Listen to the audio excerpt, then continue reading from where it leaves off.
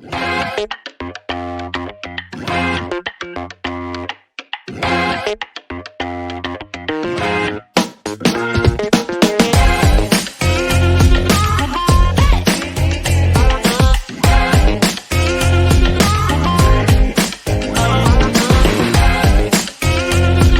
what's up? Hello, everybody. Welcome back to Roll Pod, an Alabama sports podcast from Bama 24/7. I am Cody Goodwin. Got a fun show for you guys today. Alabama hits the road for week 3. Crimson Tide traveling up to Madison, Wisconsin. They're going to take on the Badgers. Camp Randall Stadium, kickoff at 11 a.m. on Saturday. Game's going to be on Fox. Should be a fun SEC Big Ten showdown. Wisconsin's 2-0. They're beating both Western Michigan and South Dakota. Alabama, of course, 2-0 after knocking off both Western Kentucky and South Florida. Alabama and Wisconsin have only played twice all time. Last time they played was 2015, 35-17 Alabama win in Arlington. Before that, you got to go all the way back to 1928 when the Badgers beat the Crimson Tide 15-0 in Madison. So to get us caught up on the 2024 Wisconsin Badgers, I tapped into the magic and power of the 24/7 Sports Network, reached out to Nick Osen from Badger 24/7. Nick, my man, welcome to the pod. How you doing? Cody, thank you so much, man. I'm excited about this pod, excited about this week, and looking forward to get into it a little bit. You know, it sounds like this is going to be the rubber match then for the history of these two teams, huh? Yeah, someone's going to be celebrating big time after a game like this, right? There's a lot at stake between, with the Crimson Tide finally going on the road, going to face, an actual Power 4 opponent. Wisconsin obviously has a big opportunity with number 4 team in the country coming in. There's the whole Big Ten SEC dynamic. There's a lot to get into. But first, before we actually dive into the Badgers and this matchup specifically, tell us a little about yourself, Nick, man. You and I joined 24/7. I guess we joined our new spots in 24/7 around the same time. I know you previously did some work at Iowa State. Now you're at Wisconsin. Tell us a little about yourself, man. Where'd you come from? What you've been working on in the past, and what it's been like covering the Badgers for the last year. Yeah, absolutely, man. Thank you again so much for having me. So, like you mentioned, I'll start backwards a little bit. Back here in Wisconsin, basically, I was born down in Illinois, but basically raised here in the area. I went to the University of Wisconsin. So, it was a big time opportunity for me to come back home and, cover my alma mater. Loved my time in Iowa. That's where our paths crossed a couple times, I believe. I know you were doing a lot of wrestling and things like that, kind of with the newspaper beat. And so I was there for about 20 months, 22 months, just a shade under 2 years. Loved my time in Ames. And prior to that, so this would have been right out of school until really the Iowa move. My girlfriend and I lived out east in Connecticut. I was fortunate enough to be at ESPN for a little while coming out of college. So I did some sports center work, a little writing, production, and my time with CBS and 247 has been a blast. I love some college football, some recruiting, and it truly doesn't get much better than what we've got this week. I have never been to Camp Randall for a game. I've been to Madison before. Back when I was in school, I was at the Big Ten championships when they were in Madison. I think that was the 13-14 wrestling season. I was there obviously to watch some wrestling. I was a little peeved at the time that the state of Wisconsin has a rule that they don't sell beer after 10 p.m. Like, what? Like, of all states to enforce a rule like that, why would it be Wisconsin? So that is definitely still a rule. Definitely to look out for people, late driving and things like that. However, and I know we'll be doing our work thing, but for fans, Bama fans, Wisconsin fans that will be there is a new rule here in Madison at Camp Randall that alcohol is sold. So that's a big thing that I know some local fans have been enjoying. And, a couple of your great fans have actually jumped onto our boards to look for things to do in Wisconsin and things like that. So I think just, outside of the football, which we'll get into, like you mentioned, the college football tradition between these two top conferences, the excitement, big noon kickoffs coming to town, and just kind of the feel of a matchup that, I think I can speak for both these respective programs, you don't see very often outside of maybe our respective conferences this early. Yeah, 100%. I got to ask, before we fully dive in, the rule that Camp Randall is now selling alcohol during these football games, has that affected the jump around in the third quarter? Like, is it still a full-on jump around, or are they kind of like wobbling a little bit? Like, what's that like? Yeah, I maybe saw, one or two wobbling a little bit, but no, for the most part, definitely a full jump around. And, man, I'm honestly excited for you to get to feel it up in the press box. Your first time, it's a little something different. Just be ready with your laptop. I'm excited, man. I can't wait to get up there. Let's dive into 2024 Wisconsin Badgers, man. 2-0, 2 wins over call it lesser opponents, right? I know Luke Fickell's up there now, got the air raid rolling. Tyler Van Dyke's the quarterback. Those are kind of the basics. What's maybe the most important thing Alabama fans need to know about the 2024 Wisconsin Badgers? Yeah, I'm going to give you a couple, but one you mostly hit on. So I'll focus on one. But Tyler Van Dyke is now here as QB, and I'm going to get into that a little bit further. Obviously, time at Miami, now with the Badgers. He was part of a legitimate battle with Braden Locke, but he ended up winning the starting position. I think that was the right move. You've seen a lot of flashes from him throughout his career, and it's been a lot of just kind of putting it fully together for Van Dyke as a veteran now. Really good arm, has evolved into even a better leader. Things have been, I would say, maybe not perfect so far for the offense, but I think he's growing. And I mean, that's expected this early on in the season. Then another thing I would share just with the fans is, you lost a guy like Braylon Allen, Wisconsin did last year, to the NFL. Actually, Monday Night Football this week with the Jets. But outside of that, this really is a veteran-laden team.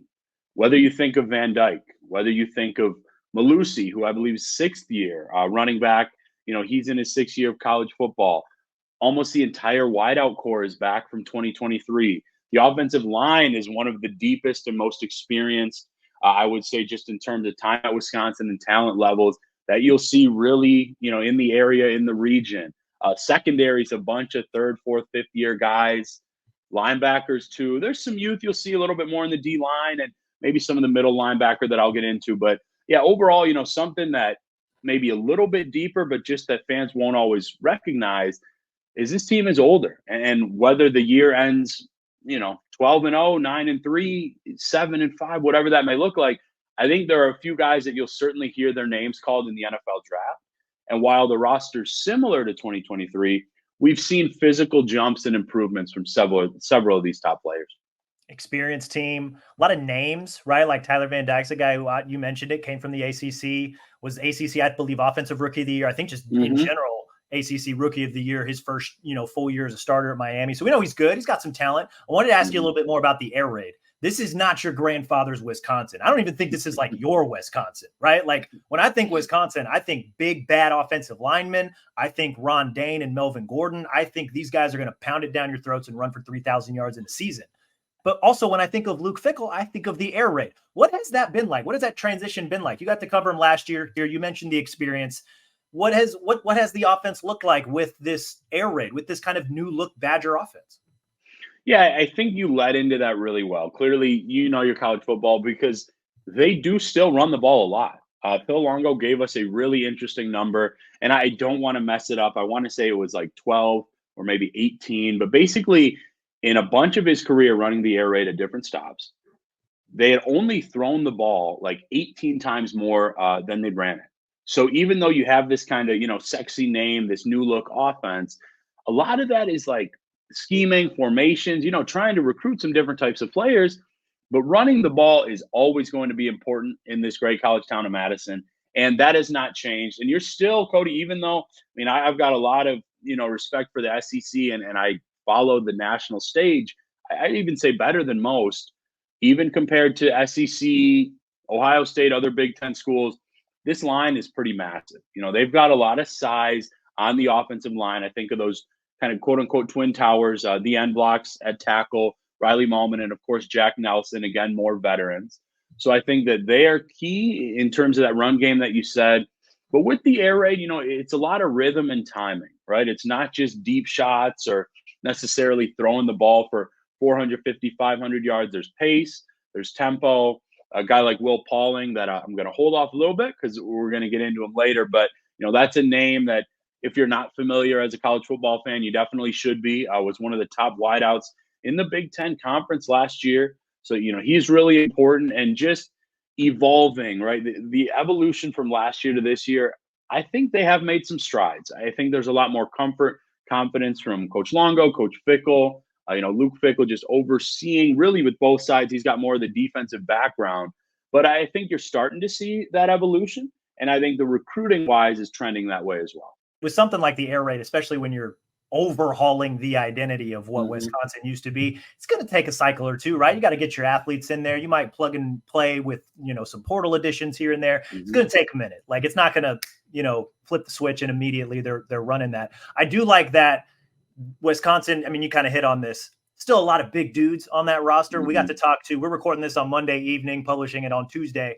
We got to talk to Alabama defensive coordinator Kane Womack earlier today, and he had mentioned, he spent time all around the SEC, and one of the years that he spent at Arkansas, the Razorbacks and the Badgers ended up playing in a bowl game that year. And that was the year Arkansas went to the SEC championship. Really, really good team that they had that year. And he just remembers, both teams walking into the building, getting ready to play that game. He looks over across the sideline. It's just like, whoa, those are big people. Like that is just, that's the Wisconsin he remembers. And, from the film that he's watched, at least what he's told us, still some big dudes on that roster. And you just hit on that too. So it's nice to see that, even with the air raid coming in and people had preconceived notions about the air raid, still a commitment there to run in the ball, because that's, I feel like that's when Wisconsin's at their best, when they have a really solid run game, whether or not they chuck the ball around the yards, indifferent. They need that solid run game, I feel like, to just make everything else go. Absolutely. Yeah, I think that's, crazy important, not just for the success of the team, right, and within the Big Ten Conference, but I can tell you, having a pretty good pulse on the fan base and, growing up around here, they love a good run game. There are a couple of young players that I'll mention later. A lot of excitement at running back. And, hey, Cody, you're going to get to see this too, man, in Madison. 25th year anniversary for Ron Dayne's Heisman season. So they're really plugging that a little bit. They've got some great things, shirt, celebration, obviously an NCAA legend with respect to the run game. Wisconsin 2-0, man, 28-14 over Western Michigan to kick off the season, 27-13 over South Dakota last week, both those games at home. What stood out in those first two games? What are some of your takeaways, some of, the things that you were seeing good and bad through the first couple weeks? Yeah, I'll get the quote unquote bad, right? Maybe the not so good out of the way. I'm an optimist, like to focus on the good stuff. So I would just say, I think to a lot of fans, and even maybe a little bit us and some of the coaching staff, there probably weren't as many explosive plays in week one as expected. That was against Western Michigan, still a comfortable 14-point win. But, Cody, I mean, you've watched enough football, man. You were in Iowa, so you know kind of what it's like too sometimes. I don't know if I'd call that football, but yeah, we watched, I channel surfed a little bit on Saturday. Yeah. It was very methodical. That it was a Friday night game, kind of weird already, season opener. And Western Michigan, man, we'll see what Lance Taylor does there, but their game plan was really good. So Coach Fickell would tell you himself, they kind of oriented that game plan towards themselves, toward the Broncos. And I don't think the Badgers could really get themselves out of it early on. Now, later, I think talent, athleticism, maybe a little bit of a pass rush won out in that week one game, but it probably wasn't as dominant as many expected. Week two against South Dakota, similar type of thing, because they love to run the ball, and they did a really nice job actually with a couple of their top backs. Again, a 2-touchdown victory for the Badgers. However, I think you saw that offense open up a little bit. I mean, we started the game, I want to say, through 20 or 25 minutes, there were already 4 plays, 20-plus yards. I know you see that a lot with Alabama. That was a little bit more what we expected to see from the Badgers. Tyler Van Dyke's got a massive arm. Will Pauling, I talked about. They've got some speedsters, too, at wideout that just need to get some more opportunities. So those showed themselves a little bit. Maybe not as much of a pass rush as I expected still in that game. But, again, run-oriented. And I think more than anything, you saw some of the depth on this year's team compared to last year. Some of the same names, like I mentioned. I think of a guy like C.J. Williams. I don't know if you remember, he was a USC transfer, big-time recruit that we'd covered with 247. Or Cade Yacomelli, a kind of veteran running back at this point, third year, third or fourth string guy coming into the year, huge impact in week two. So I think even with some injuries, they were missing one of their top tailbacks, Tawi Walker, in that game. So I think just some of the depth has really shown itself. I think that's important. And I think the coaching staff is, kind of reveling a little bit in some of their comfort and confidence while also preparing for a massive matchup that the Tide will be. Let's start with the offense, Wisconsin offense. We mentioned that they run the air raid. We mentioned Tyler Van Dyke at quarterback. Still got some dudes on that offensive line. You mentioned the speed on the outside. What's a name or two that Alabama fans need to know? Stars, important players, impact guys, role guys. Who do we need to know on Wisconsin's offense? Yeah, I'd love to give you a couple. At wide receiver, we'll kind of focus on, just because, again, I know Alabama has talent at that position, and Wisconsin, it's really coming along. I love where that group is as a whole. So Will Pauling was actually featured in a full kind of story that we did as a company with 247 Sports, one of the top wideouts in the conference. He's about 5'10", 5'11", comes in at around 195, 200. Like, he's gotten faster yet stronger since last year. And last year, I would argue he was a top 3 wideout in the conference, headlined, of course, by Marvin Harrison Jr. at the time. So really, really good player. You can see him a lot inside, but he's got kind of the physical tools and the skill set to also play outside when needed. He's kind of the alpha in that room, has shown some of those abilities already, and the team's trying to get other wideouts involved, which I think is super important for Van Dyke and the chemistry of this offense going forward. But when I think of the offense, first name that comes to my mind outside of Van Dyke is Will Pauling.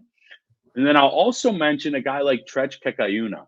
Now, he's a redshirt freshman wideout, was a pretty big get for this staff, kind of when the coaching change happened a little bit late 2022 around signing day. He was maybe going to go to Arizona.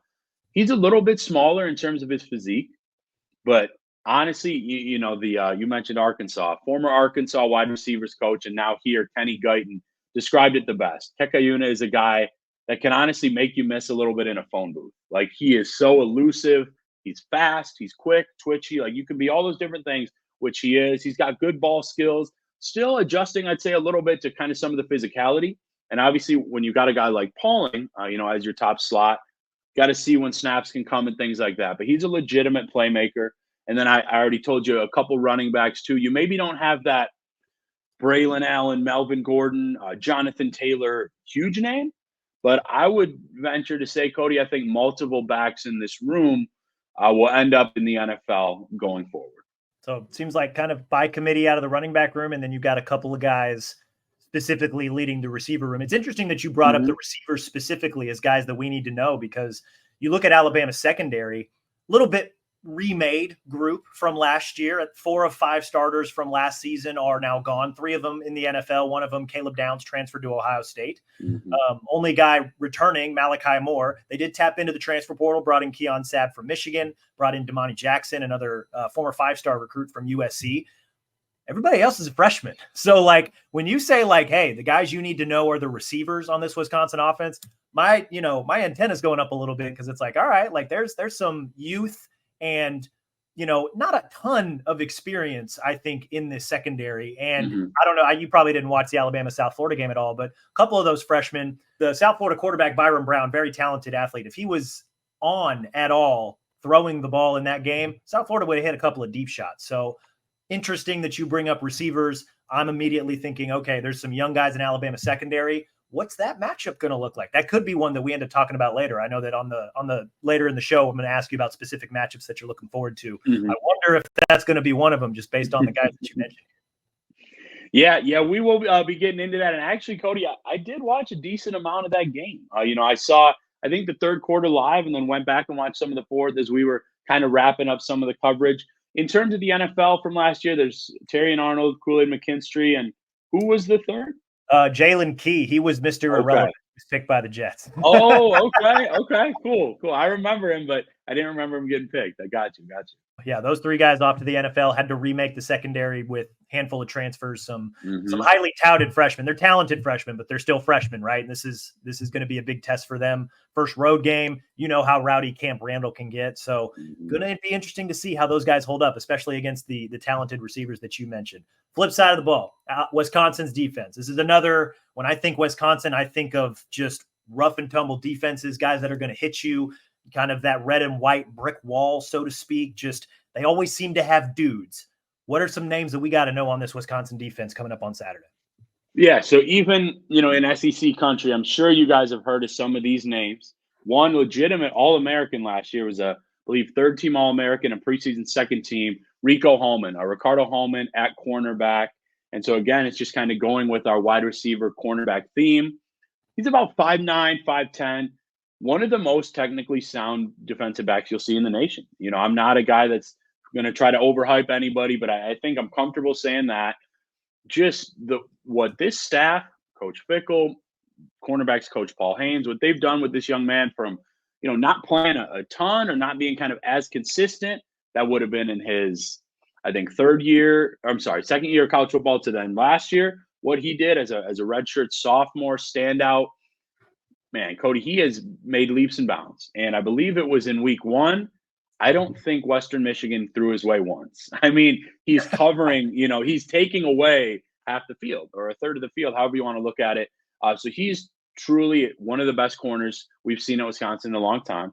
And then Hunter Wohler, another guy that will be playing on Sundays, all Big Ten guy, preseason all Big Ten again, safety, but he can move like a linebacker. He can hit like a linebacker. He can cover like a corner, nickel back type player.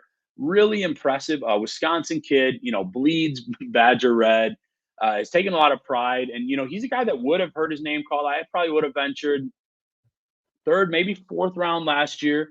But this program means a ton to him. And so he's come back, obviously hoping to raise that stock a little bit, look for some more turnovers and things like that. But the unquestioned leader of the defense, one of the most vocal leaders of the team. He'll really impress, what he can do verbally with his leadership, athletically, how he covers the field. Again, he's looking to build more turnovers, interceptions, things of that nature, but he can hit, he can move. And you mentioned some of the rough and tumble kind of background of this defense. So I'd mention a guy like Jaheim Thomas, who actually was in the SEC last season, a transfer from Arkansas. I think he was the third leading tackler in the entire SEC last year, I believe. I know he was top 5. So he's starter inside linebacker. He can hit, can move pretty well. I like when he bounces a little bit inside, outside in terms of his hitting and pass rush ability. I'm looking for some more flash plays from him, but without a doubt, those are a few top names. I would have loved to have mentioned a defensive lineman that I think could have maybe been all conference, and James Thompson Jr., but he got hurt late in fall camp and, will be unavailable for much, if not all of this season. What sticks out to me immediately, and you hit on this too, the wide receiver defensive back theme, the secondary, right? Like Ricardo Hallman, very, very good player, right? You mentioned it, third team All-American last year. I can tell you why. There's probably not a lot of people that know of him, because when you look at who were the guys in front of him, Will Johnson, who's still at Michigan, Cooper DeJean at Iowa, Tyler Nubin from Minnesota, Mike Sandstill from Michigan, and then a bunch of SEC dudes, right? Kool-Aid McKinstry, Terrion Arnold, Malachi Starks, like that's, and then Ricardo Hallman's just kind of over here like, hey, like, don't forget about me. So you and I watch enough college football. We know all about him. Obviously, you cover him. Hunter Wohler was a name that actually came up when we get to talk to Alabama's offensive and defensive coordinators on Monday. And when we were talking to Nick Sheridan, the offensive coordinator, Hunter Wohler was a name that came up, just like, hey, super talented guy. Always, he seems to have a nose for the ball, right? Kind of, not afraid to come into the box and help out and run support. Also a guy that can play that center field role if you need him to. So, I mean, and you had mentioned, I think we were talking about this before we hit record, just, true freshman Ryan Williams, the fact that Kalen DeBoer is now the head coach at Alabama, very offensive minded, right? And we saw what he did with Michael Penix Jr. the last couple of years at Washington, trying to operate the same magic with Jalen Milroe in this Alabama receiving core. It'd be interesting to see kind of that Wohler Hallman versus, Jeremy Bernard, Ryan Williams, who's going to win that tug of war, right? I think that in itself, very interesting matchup, one that we may be touching on later. What's maybe impressed you the most about this Wisconsin defense? Only giving up 13.5 points a game to maybe two lesser than opponents, but they seem to, from what I would been able to gather just from you and from, what I've been able to read at Badger 24/7, mostly comfortable wins, I think, in large part to the defense, while the offense continues to maybe find a little bit of a rhythm. Is that accurate, or how would you assess the way the defense? Yeah, I would say that's absolutely accurate, my friend. I think it starts with that secondary. And again, I'm not going to act like Western Michigan and South Dakota were throwing 50 times a game, because they weren't.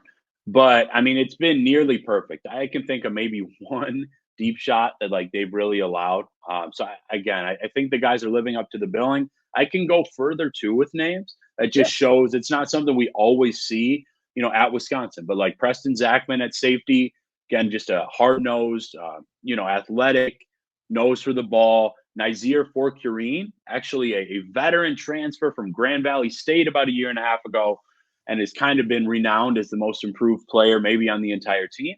So he's kind of the corner opposite Rico Hallman. So I think the secondary has truly impressed me.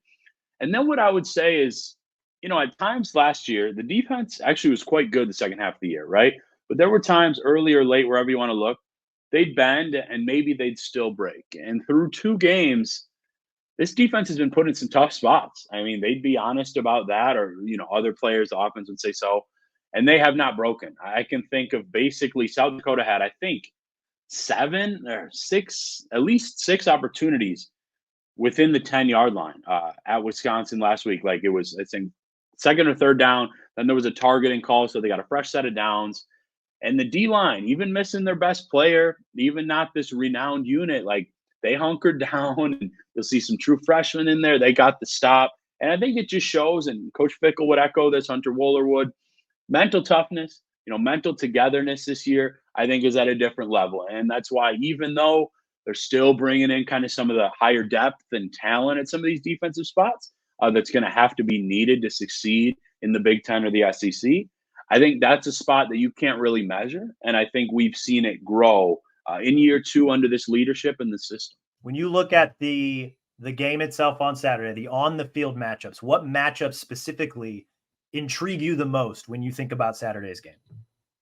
Yeah, so quite honestly, there are 3 of them. Outside of that late run from Alabama, which was quite impressive against South Florida to make it look, much further than it really was, or maybe was, right? It was a fake blowout. You can call it a fake blowout. Yeah.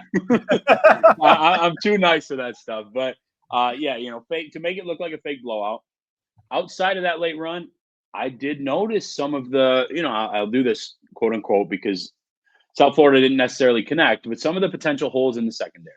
Yeah. I mean, last year, I forgot, honestly, about Caleb Downs because now he's in Columbus. So it's crazy about the talent that they had last year.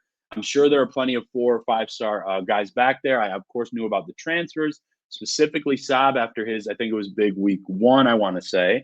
But, there's youth back there. And I talked about some of the Wisconsin wideouts. Van Dyke has an arm that can make just about every throw. So that's the number 1 matchup to me. Wisconsin attacking or looking to attack that Alabama secondary. Number 2 would probably have to be, just because I was pretty high on this player, even when a lot of media or people maybe weren't last year. I think Jalen Milroe is really impressive player, impressive young man, leader from what I've seen. And I think it's going to be interesting to see him against some of the speed of Wisconsin's defense. Now, last year, I maybe wouldn't have mentioned this because, they'd be honest, the linebacking core needed to get revamped and needed to add more speed and length and things like that. Though they haven't been perfect, I think you're going to see more of that with these Badgers, whether inside or outside linebackers. So I'm more comfortable in kind of the depth there and what can be used against, one of the top probably quarterbacks in the nation, certainly one of the top dual threats that you will, see with what he can do with his arms or legs. And then finally, just because I couldn't, I was really impressed with some of the highlights. I talked about the best group, I'd say, on the entire team for Wisconsin, the secondary. Alabama's got some good wideouts for sure, but Ryan Williams has certainly caught my eye. If we had a little bit more time, and this was on me, but if we had a little bit more time Monday at our presser, I was set to ask about him. I don't always ask about opposing players, but the fact that this guy should still be in high school and the fact that he's putting up these numbers, man, it's really impressive. And even against All-Americans, all-conference players that Wisconsin has, and they'll be much tougher than I would think with the Tide have seen, that's going to be intriguing. So I think it's a really great combination of, okay, these stars on Wisconsin's offense, these veterans on Wisconsin's defense. We'll see what Bama can bring. But those are 3 spots my eyes were really going with this matchup, Cody. And we touched on the, Wisconsin receivers against Alabama secondary, just the experience versus the youth a little bit. Mm-hmm. I had mentioned, in that South Florida game, the freshman got beat on a handful of routes. And if Byron Brown would have thrown slightly better balls, we could be talking about a totally different result from that game, or at least the game would have probably unfolded significantly differently. It's interesting that you mentioned the speed of Wisconsin's front against Jalen Milroe, because there's not very many defenses that have found a way to contain him. And I think that's the proper way to phrase it, because when you're dealing with a guy that's got the first step burst that Milroe has, who not only knows that he is more often than not the fastest guy on the field, but uses that knowledge to his advantage. There's a lot of times where he will, you'll see that first step burst to get out of the pocket if there's danger, and he'll run up to the line of scrimmage and he'll keep his eyes downfield to see how the defense moves. If that speed can manipulate the guys in front of him to create a passing lane, to, maybe they'll hang back and try to contain a little bit, and he can go and steal 5 yards here and there. I'm curious, just from what you've seen for the last year or two, how does Wisconsin's front handle, I don't want to say speed, but maybe just dual threat quarterbacks, or quarterbacks that are a threat to run? Do they handle it well? Have they been tested in that way often? So quite honestly, man, in my time on the beat, we haven't seen a lot of tests like it. It would have been Jaden Daniels with LSU in the bowl game, but obviously he was set for his high NFL pick, so he didn't play in that game. I'm thinking a lot about last year, like Kyle McCord, not necessarily, a dual threat guy at Ohio State. Illinois, not really. Like a lot of the matchups last year weren't. And then early on this year, okay, there was one potentially. He was still more of a thrower, but Cam Ward moved a little bit in this matchup out of Washington State last year. Yeah. That was just when I was getting onto the beat for sure. And I think that was, Cody, probably a look that, like, going forward, we need more speed, length, athleticism in this linebacking core. I think that they did certainly invest in that from the transfer portal, from the recruiting class. They added some more guys on the D line too, even though that's more interior, just guys that you can trust to play 35, 40, 45 snaps if you need in those spots. And in terms of Milroe specifically, I just trust that it's year 2 and this personnel more. However, because it is such a fresh opportunity, because there's an injury or two here, and the fact that he's a star player, I think it's going to be probably the best contained from an opposing defense so far. But I'm sure he'll still likely find his opportunities just because they're not quite as accustomed to it, and he's a dang good football player. I think the only other matchup that really intrigues me in this game is maybe Alabama's front, specifically the defensive line, against Wisconsin's front, right? Because you mentioned Tyler Van Dyke. He's a guy that can make all the throws. He's a vet now, right? Like, he's been around the block a little bit. Can Wisconsin give him time? / can Alabama get him off his platform? I think that could be a huge determining factor in a game like this, especially when you consider the youth in Alabama secondary. You have touched on the experience and the talent in Alabama, or Wisconsin's receiver room, excuse me.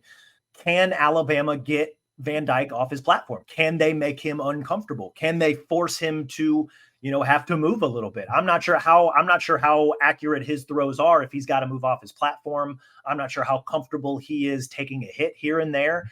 Alabama's defensive front is still a little bit of a question mark for us, just in terms of pass rush. They've got a lot of dudes. They're going to play a lot of guys on that defensive line. But, you talk about losing guys to the NFL. They had the best pass rushing duo in the country last year in Dallas Turner and Chris Braswell. Both of those guys are now in the NFL. And now they're inserting guys that have been in the program for a few years. Q Robinson's one of them. He's got 2 sacks already this year, but him and a redshirt freshman, Quay Rusaw, immensely talented athlete, not a ton of big game experience, right? So can those guys affect the quarterback? If they can't get to Van Dyke and Wisconsin's offensive line keeps him clean and upright, he could be just sitting in the pocket throwing darts all day. And Alabama could be in trouble if those freshmen don't come to play. But if Alabama can make a little bit of hay, get some hands and some paws on Tyler Van Dyke, I don't know. I think that could make that a little bit more interesting. What do you think about Wisconsin's offensive line in that particular matchup? Yeah, that is going to be interesting. Van Dyke is a guy that actually has shown some more mobility from spring until fall camp. So I will say he can move a little bit better than maybe you'd expect. And I like what he can do, whether just running on the move or throwing on the move. I think that'll be important. I was curious actually about that group. I didn't want to kind of have all the same, but yeah, some of the names that I've seen from Bama, I just remember from recruiting, but hadn't seen them, do as much yet.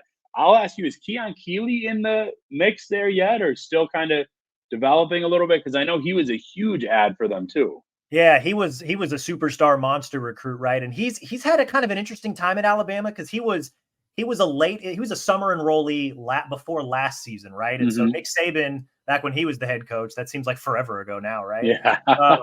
When he was the head coach, he kind of had a rule that unless he absolutely had to play you, if you enrolled in the summer, you generally did not play a lot that following fall, unless you are a Malachi Moore or unless you were a Will Anderson or unless he literally could not pull you off the field. Keon Keeley at the time was kind of more of a stand-up outside linebacker, and they had Dallas Turner, they had Chris Braswell, Q Robinson was there as kind of that third guy.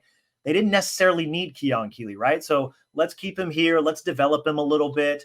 Now you bring in this new coaching staff, and Kane Womack immediately saw Keon Keeley in his body and said, no, dude, like you are a defensive end. Like, eat up a little bit this summer.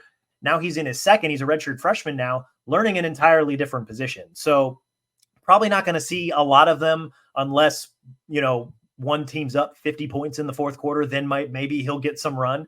But no, I mean, where they've kind of moved him at, he's just had a really odd and rocky college career thus far. I know he was a big time recruit, and the coaches have said that, hey, every now and again in practice, he flashes that special talent that there's just, there's some things that he can do that you just can't teach, right? So they've seen a little bit here and there. I think they're seeking a little bit more consistency. He's also just, again, adjusting to a new position. Probably not going to see a lot of him on Saturday. Probably not going to see a ton of him this year, to be quite honest. Yeah. I was just curious because I remember, just following that recruitment from afar. Really talented. I would have thought, it makes sense that he kind of made that move to D-end. I think that's a little bit more natural kind of for his body type and things like that. But yeah, as a whole, I mean, man, that's going to be a great matchup because like Jack Nelson and Riley Mahlman at those tackle positions, two guys that are expected to be future NFL players. I think that Nelson is really a bona fide star and leader. I think that Mahlman has been coming back from kind of a little bit of a fall camp injury. And so we'll see how his season continues to progress. He's been playing and has had his moments, but, I expected maybe the pocket to be a little bit cleaner at times. So that's definitely going to be intriguing. But Van Dyke can make every throw, even in small windows. It's just about really trusting that. And that was something Coach Fickle talked about a little bit Monday as well. Last question I'll ask you, and then we'll get out of here. I know that there's a lot made of the whole Big Ten SEC thing when it comes to college football at large, just the way the conferences have grown, just kind of the arms race thing of it, the TV rights deal, right? Big Ten's now doing a lot with CBS. SEC obviously made the pivot to ESPN. You're in Big Ten country. You're in the thick of one of the Big Ten's premier football programs. What's the 5,000-foot view of this game through the lens of the whole Big Ten versus SEC? Like, how important is that? Has that been a topic of conversation this coming week, or what's maybe your view of it? Yeah, quite honestly, Cody, really good question, but I'm going to take it a little bit differently because just from hearing from the fans, talking with, my high school friends and plenty of friends that are fans, and then speaking with even some of the staff today, I think it's less about Big Ten SEC and more about Wisconsin versus not just SEC team, but versus Alabama. There were a lot of kind words shared, not just because they're a good team, really good team this year, but because of what they've done, man, throughout most of our lives, the last 15, 20 years. And so I think it's a lot more respect to just kind of the name that they are, how they recruit and the success that they've found. Because I think the Big Ten and SEC are pretty solidified in those spots. I think that, sometimes like right now, the SEC's got a lot of buzz in the rankings, but, I could see a national champ coming from the Big Ten. We saw it last year, things of that nature. So that's always intriguing. But I think this week, man, it's about truly seeing. And, I was just writing out the full transcript, how the Badgers match up because they, the Badgers plan and hope and work to be premier program like they have been before. And like we've seen in the last 10, 15 years to be kind of that staple of a program like Alabama has shown. And, we'll see how things go with DeBoer. I've read some of your guys' work as well, especially knowing a couple of you guys now. But, I mean, so far with recruiting, it doesn't seem like that's necessarily going to slow down anytime soon. That'll be kind of a fun little subplot to Saturday's game. 11 a.m. kickoff, Camp Randall Stadium. Game's going to be on Fox, Alabama, Wisconsin. Nick Osen from Badger 24/7. Appreciate you coming on the pod, man. This was fun to get a kind of behind-the-scenes look at the Wisconsin Badgers. I know not a lot of our listeners really tap into Big Ten country a lot, but I appreciate you coming on and educating us a little bit on 2024 Wisconsin. It was a blast, man. Truly great to reconnect. And, man, I'm looking forward to seeing you again, hosting you in Madison. And it'll be a fun day Saturday. It'll be awesome, man. Looking forward to it, guys. That is all we've got today. We'll be back Thursday. Me, Alex, and Rodak will be back to discuss this matchup a little bit more in depth from the Alabama side of things. In the meantime, though, be sure to rate and review this show wherever you listen to your podcast, Apple, Stitcher, Spotify, even our Bama 24/7 YouTube page. Subscribe to Bama 24/7 and 24/7 Sports. If you get a subscription, a VIP sub to 24/7 Sports, you can catch all of Nick's great work at Badger 24/7 as well. You're going to absolutely want to tap into that this week to get the lowdown on the Badgers. Put a link to that in the show notes. As always, we appreciate you guys for listening. We'll talk to you all again soon.